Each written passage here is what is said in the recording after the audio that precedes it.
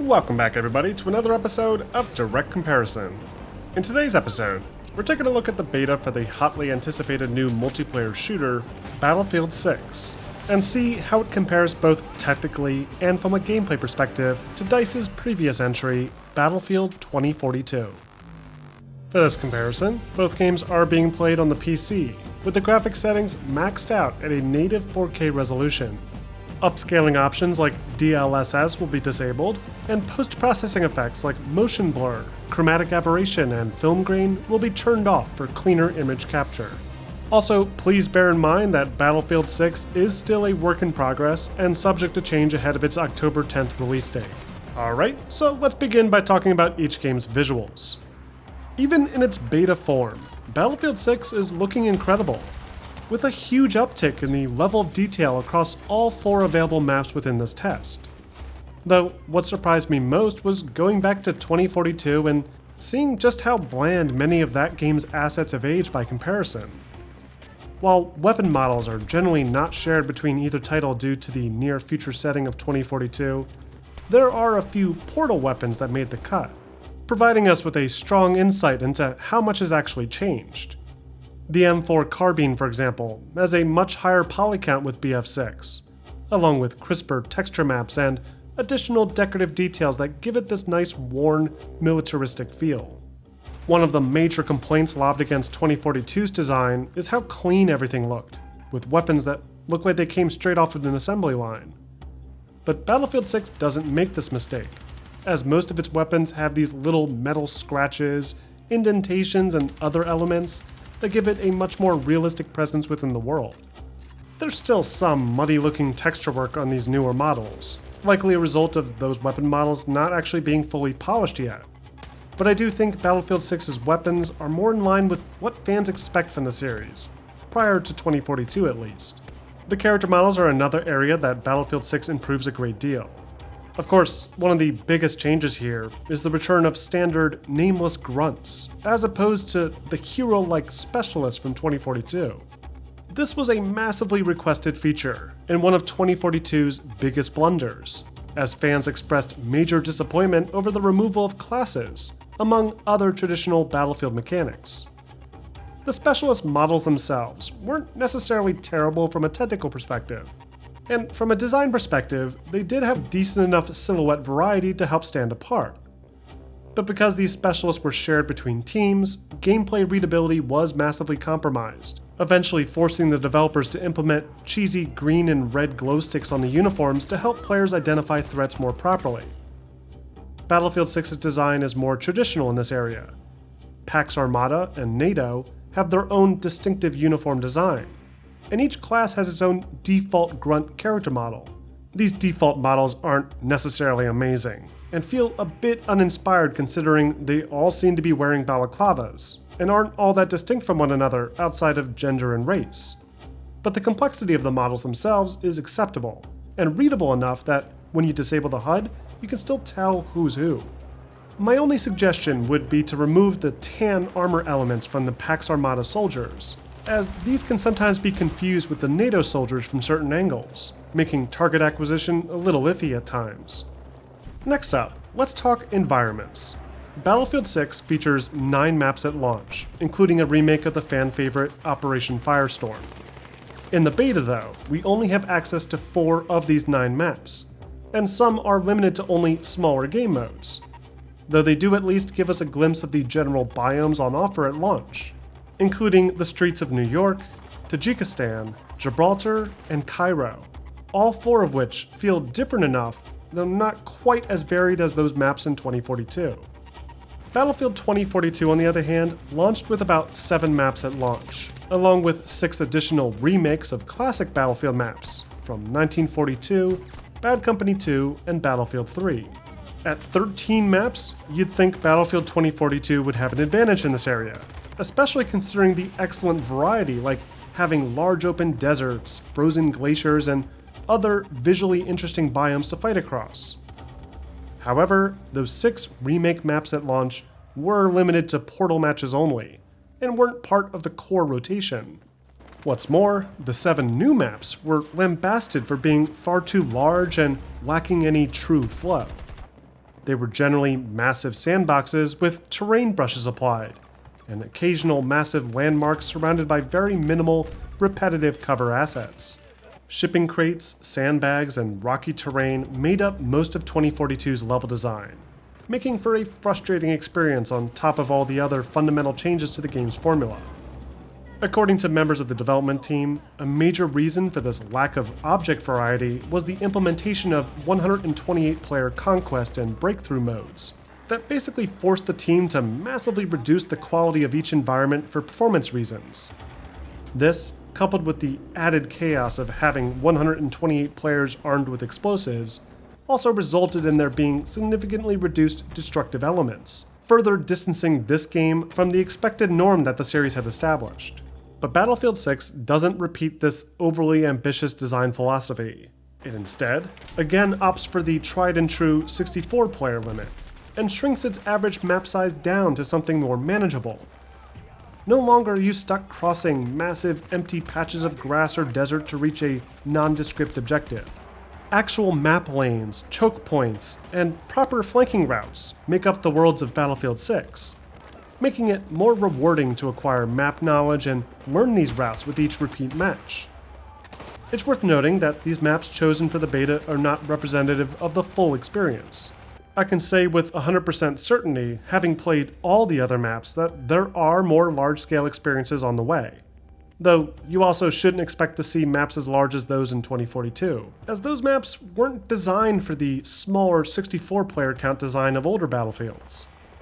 Even still, the level of detail in any of the maps in Battlefield 6 is far and beyond what was possible in 2042, and it really shows, with tons of debris, interactive decor, vegetation, texture variety, rocks, pieces of concrete, and other materials strewn along the ground, and all these fun little details like burst water pipes, exploding gas stoves, and other interior assets. These maps are not only better looking than the ones in 2042, but they're some of the best looking maps that DICE has ever made. You can tell they really took to heart all the criticisms of 2042 here, in that these locations feel truly war-torn. You'll regularly notice massive battles happening in the backgrounds, with artillery shelling, missile smoke trails, flares, and other ambient war visuals dotting the skies over the buildings at the edge of the map. Lighting is another area that I feel Battlefield 6 is doing a great job with. While still utilizing similar techniques to previous entries, this latest Battlefield does utilize unique filters on a per-map basis, allowing for entirely different tonal directions to help differentiate between the 4 main environmental themes. Cairo, for example, has this nice warm, overexposed look to it that does a better job of capturing that hot desert atmosphere than, say, the universal blue filter applied to all the locations in Battlefield 3. Though Liberation Peak in Tajikistan sees the return of that blue filter to some degree, in a setting that suits it much better, giving it this proper cold look. Other than that though, the lighting seems to function mostly the same as it always has, with a fixed global light preset per map, coupled with light maps to simulate things like global illumination in areas like these, along with some dynamic volumetric effects, shadowing, and bloom to help sell the illusion of destruction unveiling areas previously sheltered in darkness. It's very well done, and looks gorgeous in pretty much every instance, not only enhancing the visual identity of every map, but also giving specific objective areas their own distinctive look and feel. I was also impressed to find some interior lights can actually be shot out, casting areas in slightly more darkness, and making attachments like the flashlight more practical. Though, at the same time, the global lighting at play, coupled with the purposeful design of enemy soldier models to improve readability, makes every location still fully playable without the need for a flashlight. Reflections once again use SSR instead of ray tracing like in Battlefield 5, though the screen space reflections are at least improved over 2042, with higher fidelity images in things like puddles and small water surfaces, coupled with higher fidelity cube maps to hide its implementation more seamlessly. Next up, we have what everyone's been waiting for, the effects. More specifically, Battlefield 6's destruction effects. If you haven't already noticed from the footage earlier in this video, Battlefield 6's destruction is leagues better than the minimal destruction on display in 2042. This was one of 2042's other big drawbacks from a visual perspective, as it featured barely any destruction in its core maps.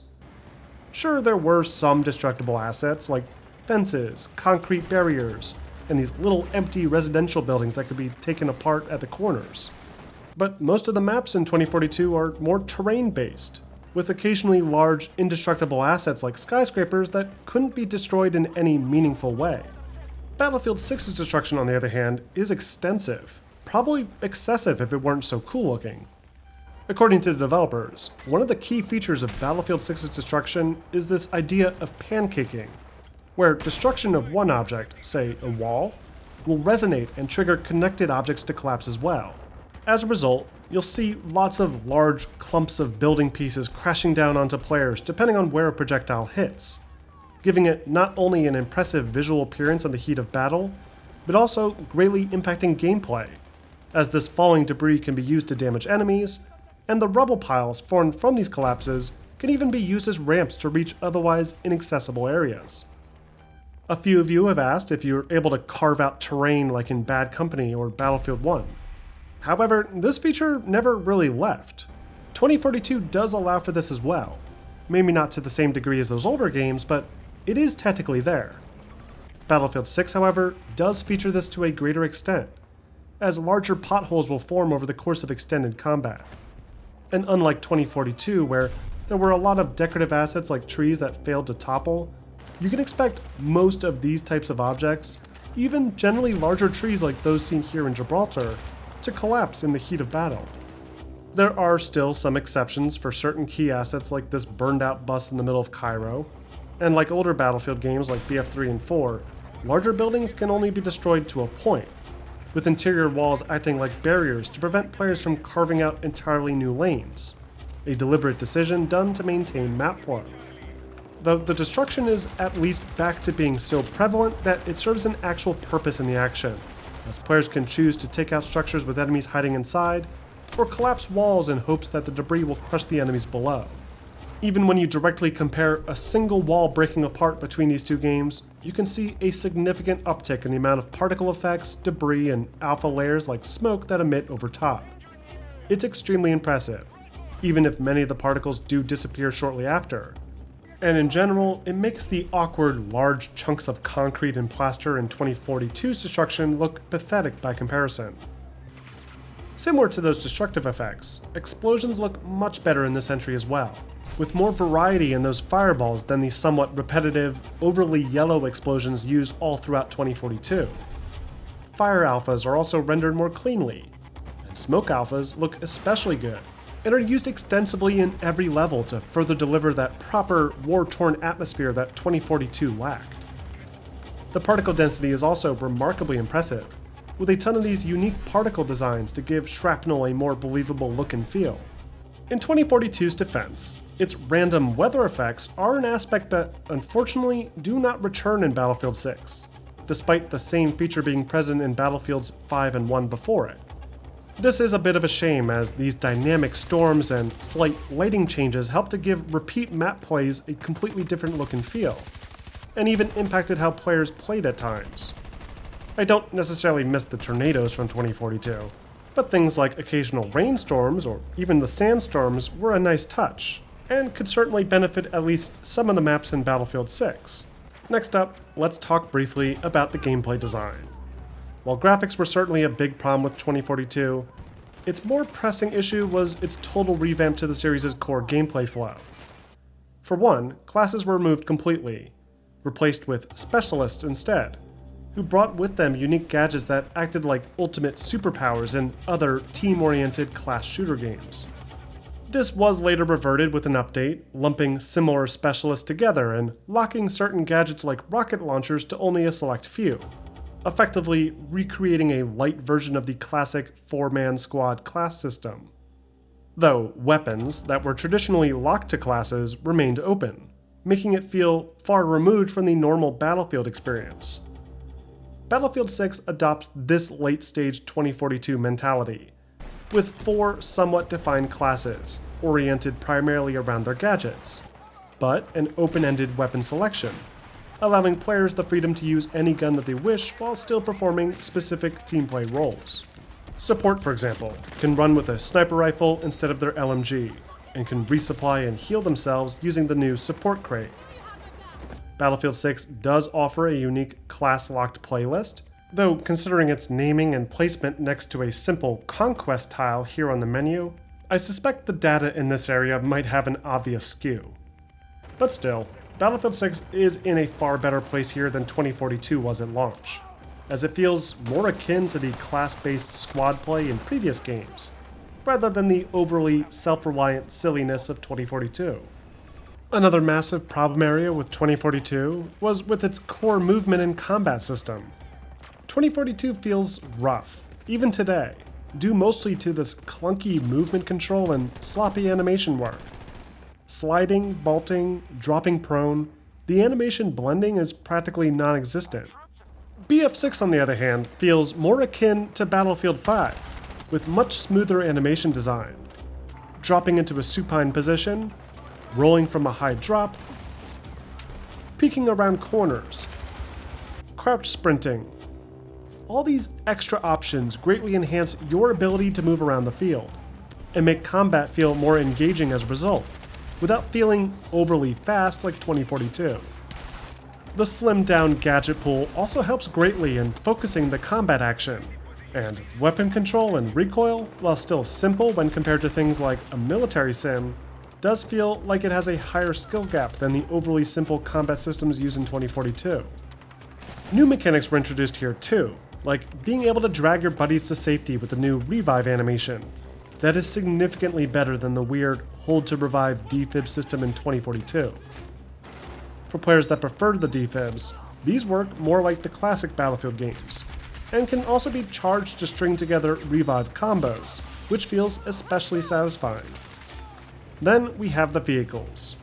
Like its infantry combat, 2042 oversimplified its vehicle system, allowing players to choose any of their unlocked vehicles on almost any map at any time, with very few exceptions like in certain game modes. This means there could be swarms of helicopters, AA tanks, main battle tanks, jets, hovercrafts.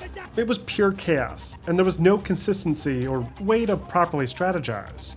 Battlefield 6 fortunately does have set vehicles per map, along with actual in-map vehicle spawns again, meaning you do have that immersive element of actually being able to take off with jets and helicopters, at least in some of the locations.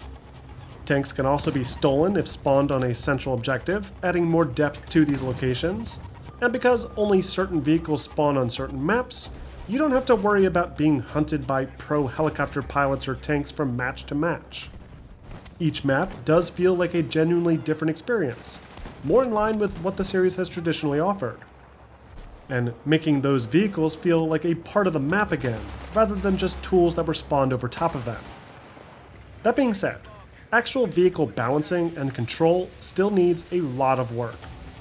Jets in 2042 offered too much control, making it easy to perform completely ludicrous maneuvers.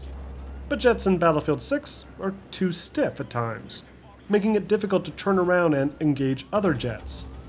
Helicopters have atrocious turning speeds, making it nearly impossible to rotate or spin around targets. But the worst of the bunch is the main battle tank. The tank in Battlefield 6 seems to only be effective against other tanks with its default shells. Engaging infantry is extremely difficult, as the tank shell has little to no splash damage, and the tank itself seems to only survive about 3 direct hits with an RPG, impacts by which seem to be very difficult to notice due to some kind of sound bug. Teammates can mitigate this if they focus on repairing you, but these tanks are generally prey to infantry in ways that I've never seen in a Battlefield game before. All that being said, Battlefield 6's consistency with its vehicle spawns, its improved sound and readability, the more focused design of its maps in relation to these vehicles, and less of those gimmicky specialist gadgets that interfered with vehicle play, already makes for a better overall vehicular experience, even despite those other shortcomings. And following some expected balancing tweaks, along with improvements to general control, I can see this being more in line with the excellent vehicle play on offer in Battlefields 3 and 4, as opposed to the shallow vehicle play in 2042. Finally, let's wrap up with a brief sound comparison. Which game do you feel has the superior audio quality and design?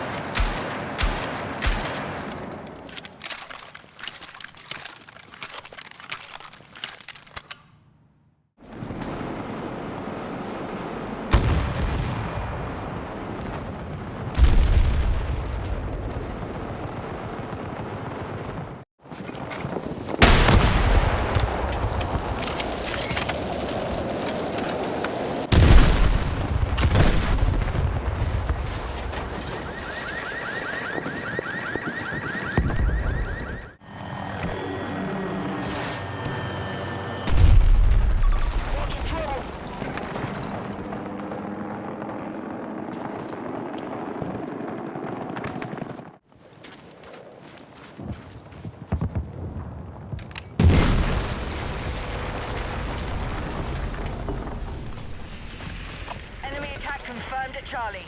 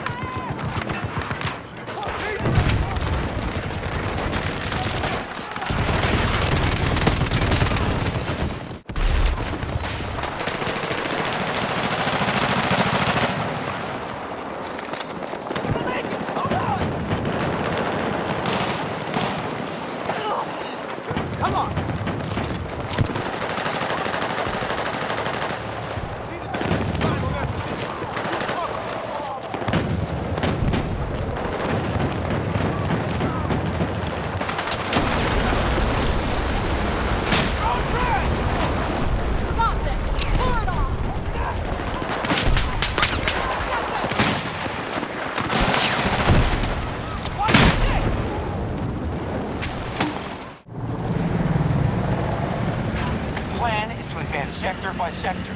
Secure each and we'll keep the hostiles on the run.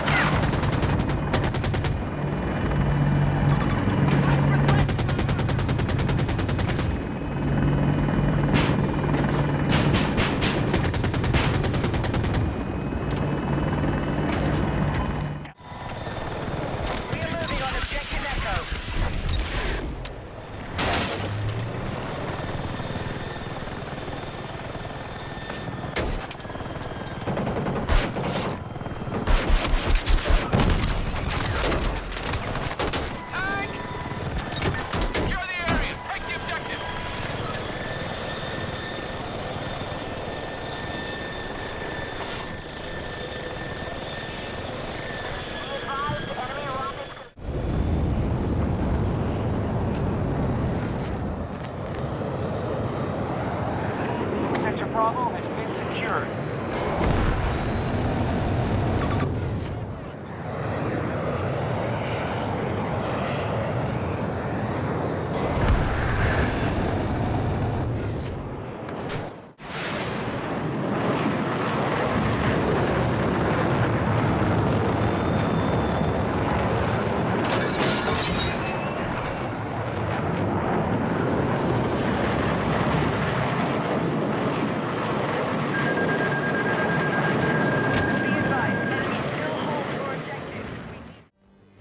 And that wraps up this episode of Direct Comparison.